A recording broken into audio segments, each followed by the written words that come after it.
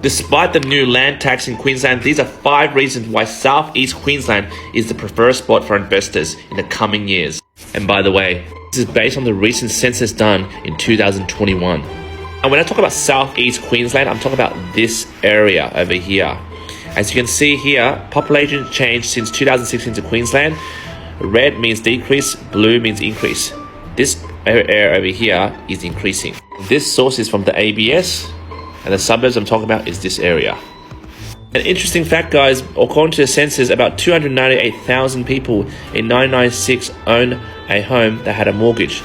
Look at 2021 now. 643k of you guys have a mortgage on your property. According to this data, separate houses, semi-detached townhouse and flats in Queensland 2001, the majority of homes are houses. And look at 2021.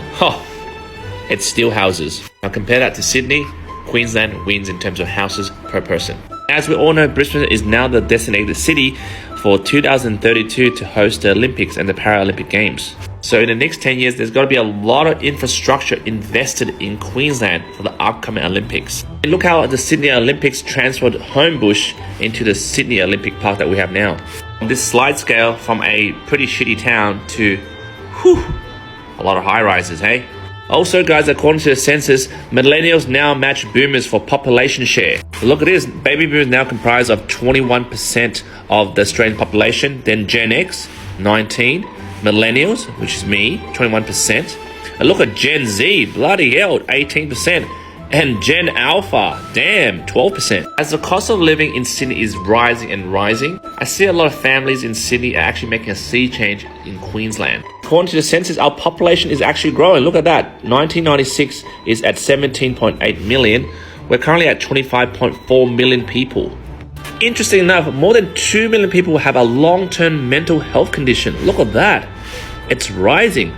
And this is compared to cancer, which is at 2.9%. You look at this table here, a proportion of properties where monthly mortgage repayments are actually estimated to be cheaper than rent. Brisbane is at 40%, while Darwin takes the cake. And look at bloody Sydney. Not really. So as the data suggests, with the blue being there's more increased population towards these suburbs and people moving out from these suburbs, plus the fact it's cheaper to live in Queensland versus Sydney, plus the upcoming Olympics. What do you guys think? With the upcoming land tax in July 2023, do you guys think Queensland is still a good spot for property investment? And did you know that the new Olympic venue will be built around Breakfast Creek Lifestyle Precinct, which is here? So will this be the new Homebush of Sydney? Will this drive up prices for New City, Bulimba, and all the surrounding suburbs? What do you think?